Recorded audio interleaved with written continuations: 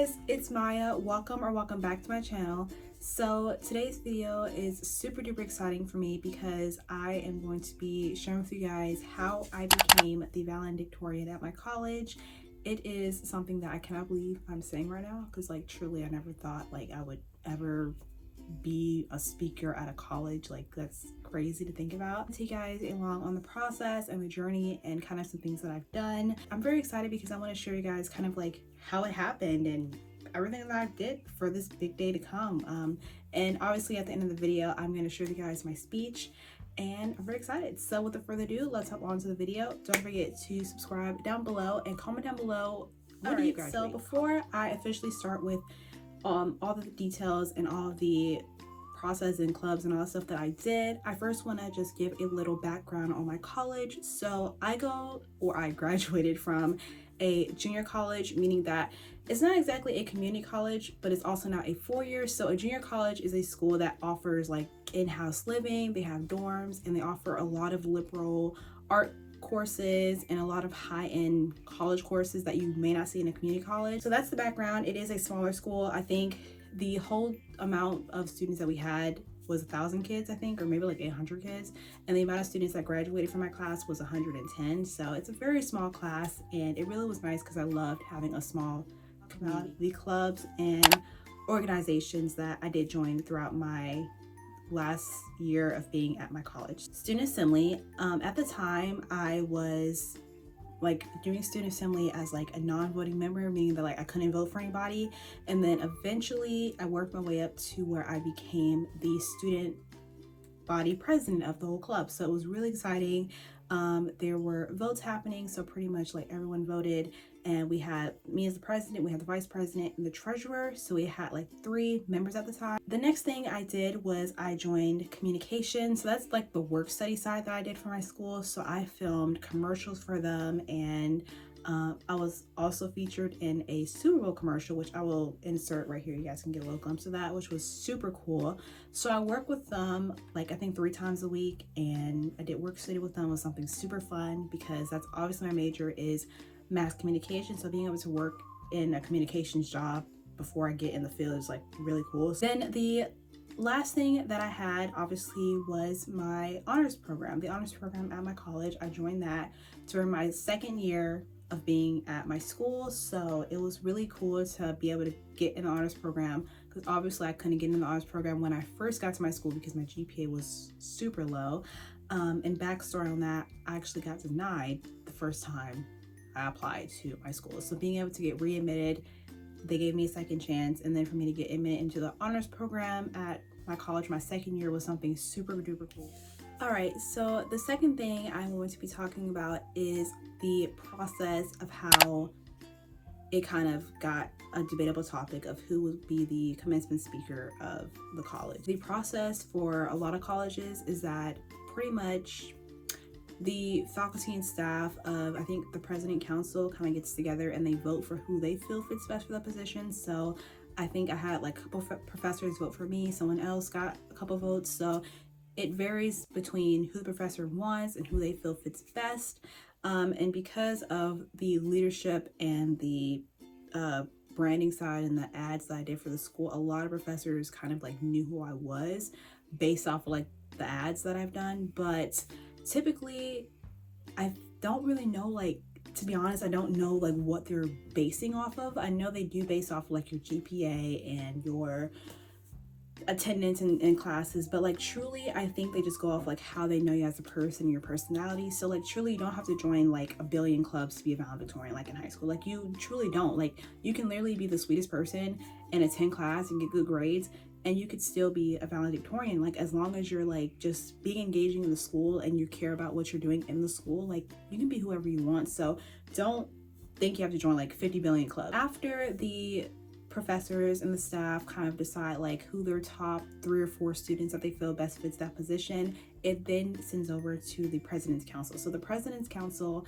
is a group of professors who work through the president typically, and then they kind of like talk about like, you know, kind of like who they still feel is best. So after all that goes down, I don't really know the like all details, so this video might not be as informative when it comes to the voting process because truly I wasn't allowed to be in there. Duh. So like I don't know exactly what they talked about, but I do know that they have a vetting process to kind of see like what this person has, what this person has, who is the best advantage of this people. So once they get their top picks of who they feel fits the position, then the students get an email saying you have been selected out of a couple students to have the potential opportunity to be in the student speaker, and I will insert the email here. So once I got that email, I was one, excited, but two, freaking out because like at that point you're kind of like, you're like, oh my gosh, like I need to write my speech. Like I don't know what I need to write at the moment. Like I'm just like, oh my gosh.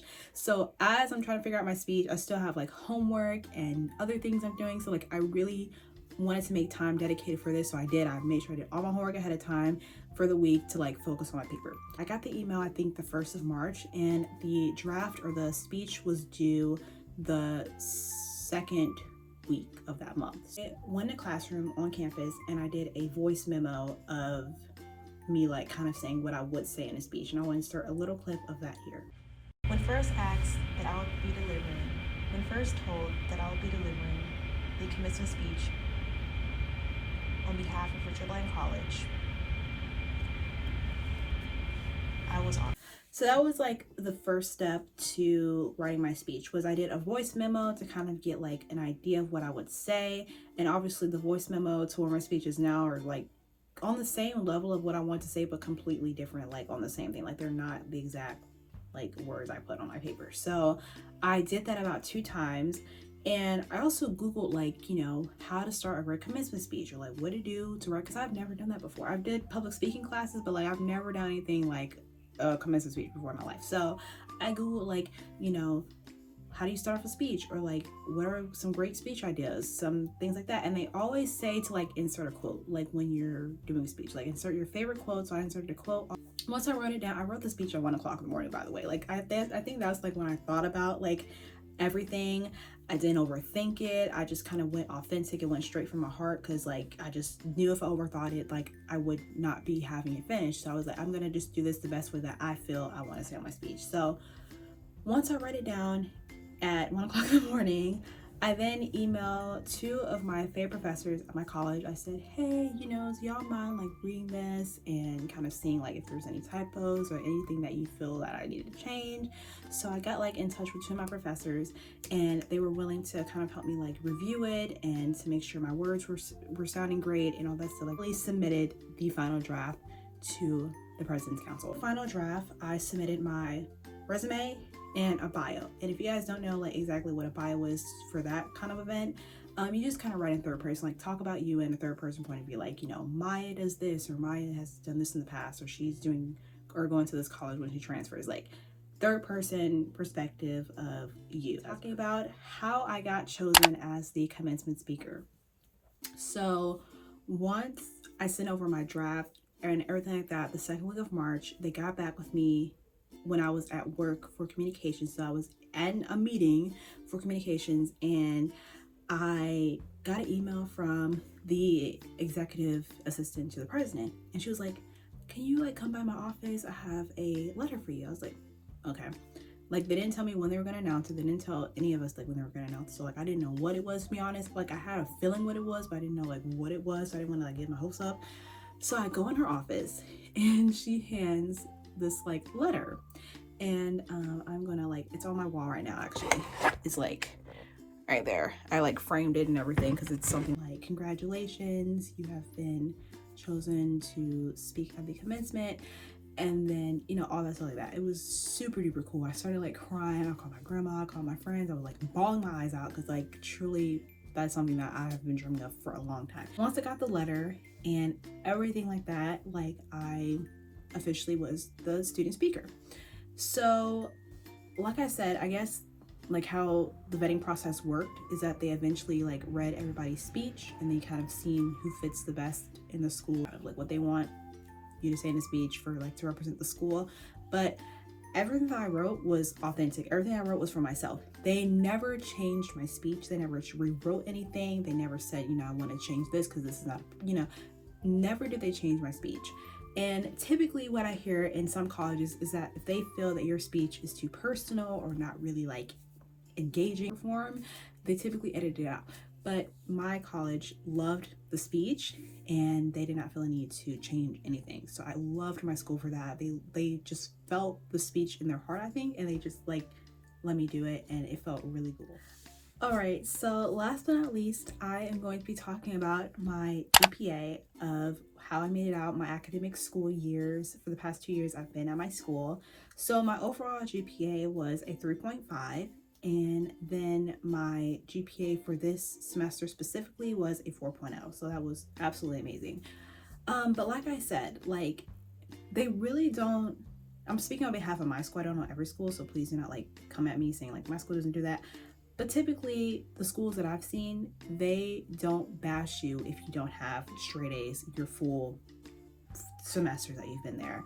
I have always been above a 3.0 throughout my academic school years of being at my school, so like I've never been below it. But obviously it does look nice if you do have a higher GPA, because that will really show how dedicated you are to your schoolwork and how much you just like thrive in your classes. So all that played a huge role into it, and yeah, I don't really think they went based off my GPA. And obviously being in the honors program, that really helped too, because for the past commencement speakers that I've seen for my school, they were always in the honors program. So I think being in the honors program did help a lot to really like show the dedication that I put into my schoolwork. So all that contributed to it.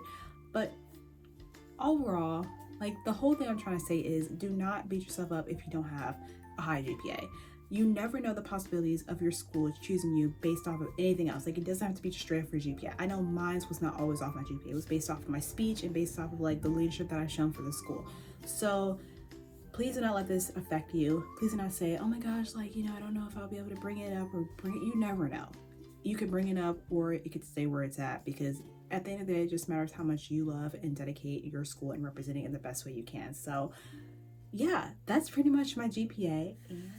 Alright guys, and finally I am now going to share with you guys my class of 2022's college commencement speech, and I'm very excited.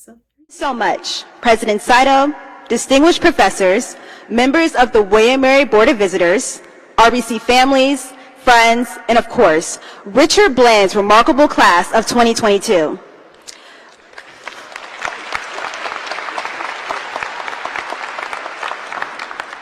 When first asked to deliver this year's commencement speech on behalf of the student body, not only was I honored, but I was also prepared. From the moment I arrived at Richard Bland College, I noticed that the experiences shared on campus would not only impact me as a current student, but would also be influential in the lives of its prospective students. The future students who have set their sights on coming to this beloved two-year college community have already realized the value of coming to a campus that embraces their common interest in education. Coming here as a freshman, I was very insecure, shy, and soft-spoken. But when entering the doors of Richard Bland College of William and Mary, I could have not imagined that the opportunities provided to us by professors would change my perspective on how I view myself and the people around me. Being in this class is not just indicative of how smart we are as students, but it also shows how intelligent, enduring, and unstoppable we are as a student body. Together, we have weathered changes emerging from the global pandemic that impacted our emotions, required us to adapt to new learning environments, and constituted some of the hardest years in our lifetimes. We proved to ourselves that we can accomplish new changes while also making an impact that can show how we can get through any situation, no matter how hard, how easy, or how impossible it may seem. The major gift that Richard Bland College has given us is the love and support of its professors, its staff, and its community.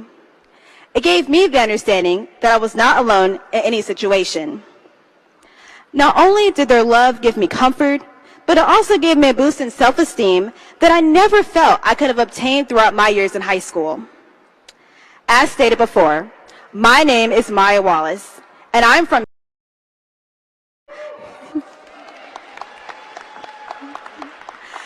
I live with my compassionate, kind-hearted grandmother, Susie Wallace. In the past, I did not believe I would become the person I am today. Across my years at a young age spent in and out of the foster care system, I didn't know exactly where my path would lead. I was not only labeled as just another foster child, but I was also perceived by others as someone that would not succeed. But the faith and footsteps that my grandmother has encouraged me to walk through strengthened me to never give up on the dreams that you have. As I close this speech, I want to leave everyone with this quote, along with the support of Richard Bland College and my grandmother, who has helped me overcome obstacles. The quote is by Terry Chevelle Foy, and it reads, "Every goal, every dream, and every success begins on the inside of you. Class of 2022.